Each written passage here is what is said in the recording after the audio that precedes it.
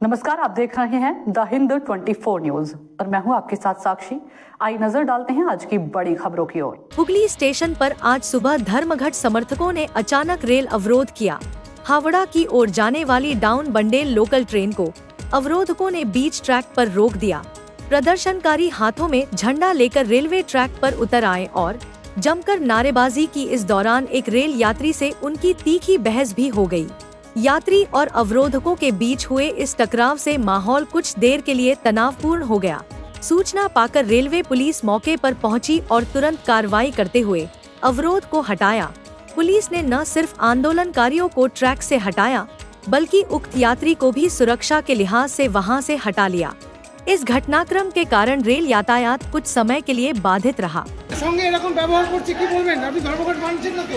কি বলবো? আমাকে যদি আমি তো আস্তে করে কথা বলতেছি, আমি তো এমন লোক বলিনি যে আপনি তো আপনাকে তো অফিস ছুটি দেয়নি, কাজে যেতে হচ্ছে। তো এই জোর করে ধর্মঘটে আপনারা যে জোরন করছেন, সমর্থন না অসমর্থনের ব্যাপার না, সেটা আমি উনি বলছে ড্রাইভারকে যে আপনি হর্ন দিচ্ছেন কেন।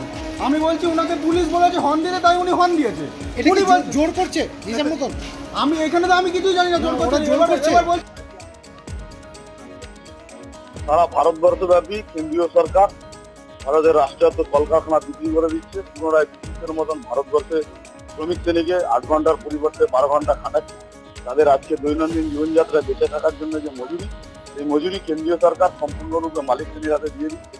সর্বোপরি প্রতিদিন ভারতবর্ষের বুকে গরিব মানুষের, বিশেষ করে দিনমজুরের বেঁচে থাকবার জন্য যে খাদ্যপণ্য কেনার যে পয়সা, এই পয়সা আজকে ন্যায্য মূল্যে দিতে হবে। আমরা বলছি 26,000 টাকা ন্যূনতম একজন দিনমজুরকে মজুরি দিতে হবে।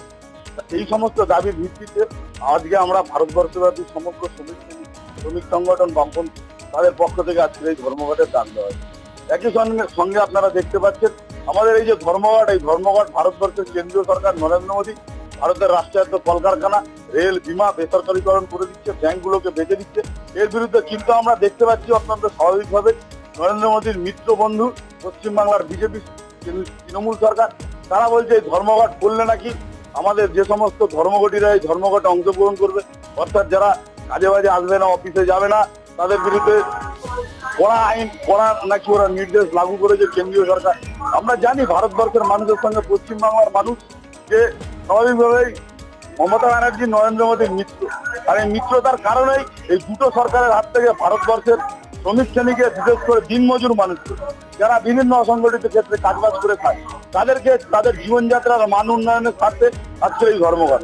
আমাদের এই ধর্মঘট ভাঙবার জন্য আপনারা দেখতে পাচ্ছেন এই যে পুলিশ, আরপিএফ এরা এসছে। আগামী দিনে এদের চাকরিটাও থাকবে কিনা, এরাও 60 বছর পরে পেনশনটা পাবে কিনা, এদের পেনশনটাও নরেন্দ্র মোদী শেয়ার বাজারে বিক্রি করে দেবে কিনা, এরা কিন্তু জানে সবকিছু। কিন্তু জেনে থেকেও প্রশাসনিক বাধ্যবাধকতার খাতিরে এই পুলিশ আমাদেরকে এই ধর্মঘটের বিরোধিতা করছে। তাই আমাদের এই ধর্মঘটটা কোনো একটা বিশেষ শ্রেণীর জন্য। देखते रहिए द हिंद 24 न्यूज।